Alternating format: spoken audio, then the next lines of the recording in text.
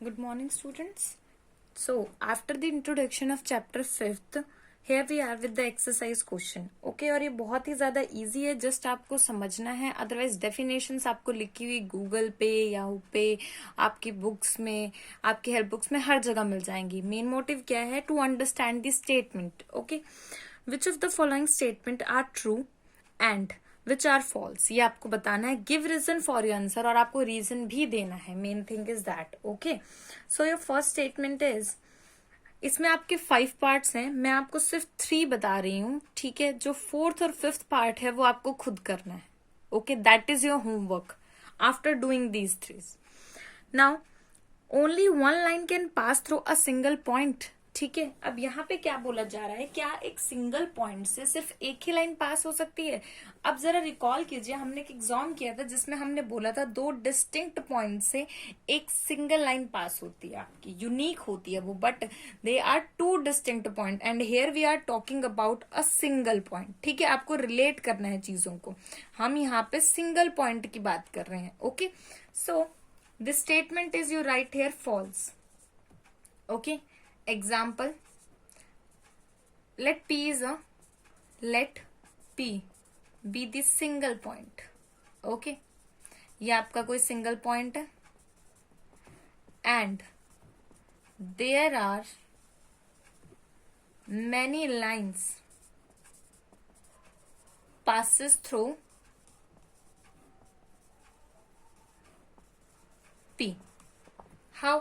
see, this one is your line, this one is your line, this.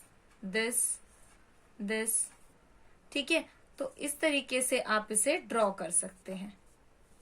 आपके पास different lines आ गई हैं.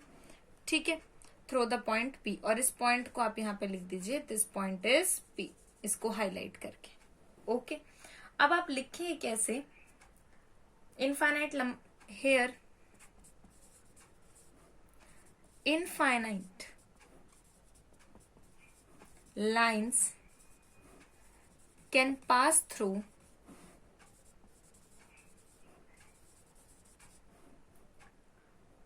one point. Okay, by the figure.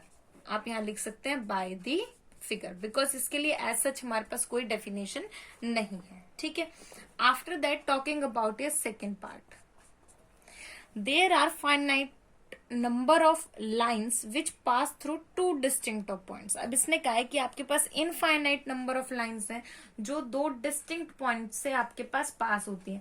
अभी मैंने first के अंदर आपको रिकॉल करवाया था क्या, एक पोस्टुलेट जो हमने प्रूव किया था एक एक्सियोम से. ठीक है, तो आप यहाँ पे क्या लिखेंगे? फॉल्स, बिकॉज इनफाइनाइट तो आपके पास नहीं होती हैं. Right, false. Since through 2 distinct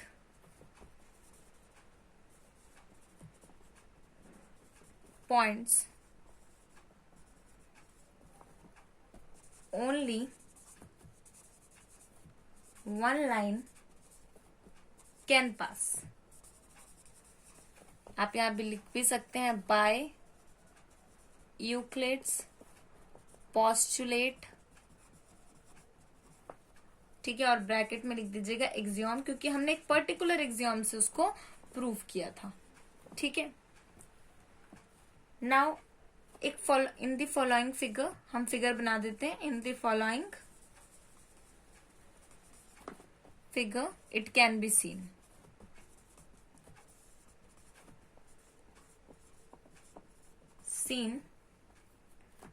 that there is only one single line from P and Q. P and Q आप 2 पॉइंट्स ले लेंगे, जैसे कि ये ले लिया आपने P और यहाँ पे ले लिया Q, and this one is your line. Okay, after that talking about your third part की हम बात करते हैं. थर्ड है, a terminator line can be produce indefinitely on both the sides. ठीक है, ये भी मैंने आपको प्रूफ करवाया था, अगर आपको ध्यान हो तो, एक टर्मिनेटेड लाइन को एक्सटेंड करके दिखाया था, राइट। तो आप यहाँ पे क्या लिखेंगे, true. A terminated line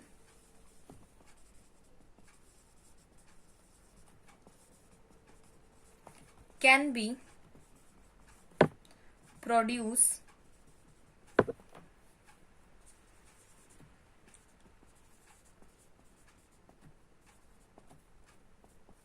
indefinitely on both sides. Okay, let AB be a, हम एक्सप्लेन करेंगे AB अभी, terminated, oh sorry, let AB be a terminated, मैंने जस्ट थ्योरी लिखी है, ऐसा कुछ नहीं ड्रॉ किया है, आप देख सकते हैं line. It can be seen that it can be produced, जितना हमने किया हम उससे ज्यादा भी कर सकते हैं, इसका मीनिंग ये है, प्रोड्यूस्ड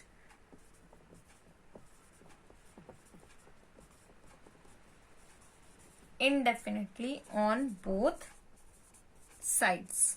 ओके, तो ये आप मान लीजिए ये आपकी ए बी है और आप इसे एक्सटेंड कर रहे हैं लाइक दिस, और ऐसा नहीं है सिर्फ इतना, आप इसे और भी ज्यादा एक्सटेंड कर सकते हैं, ठीक है। तो इस तरीके से इसकी एक्सप्लेनेशन आपको लिखनी है।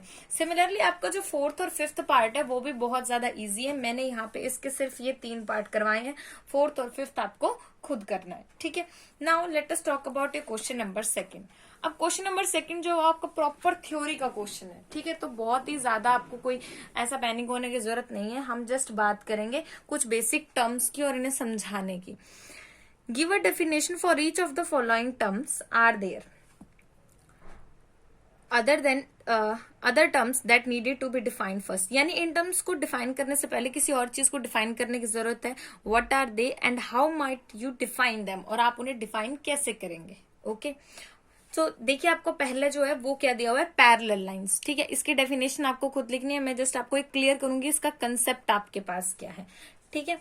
तो बात करते हैं first of all parallel lines. सबसे मेन चीज आपको पैरेलल लाइंस में डिफाइन क्या क्या करना है, लाइंस, डिस्टेंस, ठीक है। इसकी डेफिनेशन आपको कहीं पर भी मिल जाएगी।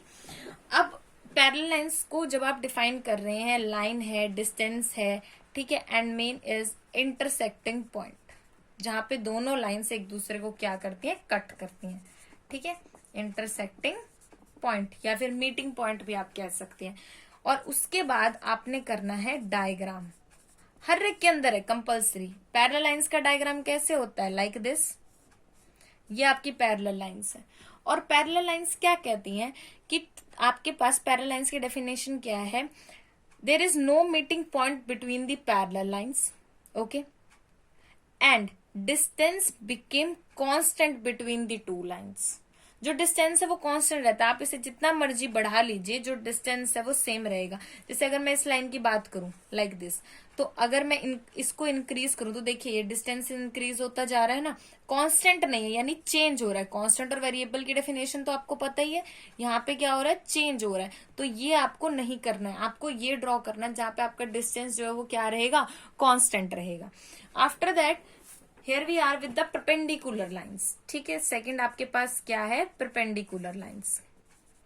आपकी बुक में डेफिनेशंस ऑलरेडी गिवन है, परपेंडिकुलर लाइंस, ठीक है। और अगर नहीं गिवन है तो आप गूगल से भी बहुत आराम से देख सकते हैं, डेफिनेशन आपको मिल जाएंगी। क्लियर करना है कंसेप्ट।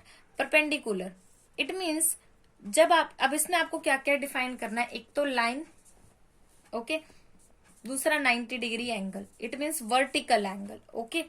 अब यहां पे भी आपको डायग्राम ड्रॉ करना, perpendicular lines when two lines having the angle 90 degree between them, one on each other, तो हम उन्हें क्या कहते हैं, perpendicular lines. Third one is your line segment.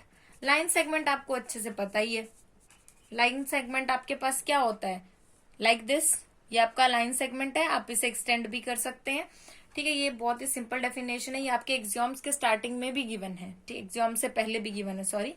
After that radius of a circle. अब radius क्या होती है, this one is your circle, ठीक है, हम बात कर रहे हैं रेडियस ऑफ सर्कल की। ठीक है, now this one is your centre and this one is your circumference. The distance between center and any point on the circumference is called radius. Radius क्या होती है आपकी, सेंटर से सर्कमफेरेंस पे आप कोई भी पॉइंट ले लीजिए। मैंने यहां ले लिया, इसको इससे ज्वाइन किया, ये जो डिस्टेंस है ये रेडियस है। यहां ले लिया, इसको इससे किया, ये रेडियस है। यहां से इसको इससे किया, ये भी रेडियस है। It means any point on the circumference from the centre is your radius. Okay, after that square, obviously square की डेफिनेशन तो आप सभी जानते हैं। ठीक है, ये आपका स्क्वायर है। ठीक है, स्क्वायर में क्या होता है, आपकी ऑल फोर साइड्स जो है वो क्या होती है, equal, and angle is 90 degree. Please आपको ये बात ध्यान रखनी है, एंगल हर एक पे आपके पास 90 डिग्री रहेगा। ठीक है, 90 degree angle plus four sides आपकी क्या रहती हैं इसके अंदर, इक्वल। ठीक है, इसकी डेफिनेशन भी आप बहुत इजीली लिख सकते हैं। मेन चीज क्या है, डायग्राम ऑफ एवरी डेफिनेशन। ठीक है, और उससे पहले आपको डिफाइन क्या करना, आप एक साथ भी डिफाइन कर सकते हैं। लाइन क्या होता है, इंटरसेक्टिंग पॉइंट क्या होता है, एंगल क्या होता है, सेंटर क्या होता है, जहां से आप क्या करते हैं, ड्रॉ करते हैं सर्कल को। से हमने एक्सियोम में पढ़ा भी है, हम किसी भी सेंटर से कोई भी सर्कल ड्रॉ कर सकते हैं। ठीक है, तो इस तरीके से इस क्वेश्चन को आपको सॉल्व करना है। नेक्स्ट वीडियो में हम बात करेंगे about your next question. Thank you so much. Like the video, subscribe the channel to get the latest notification.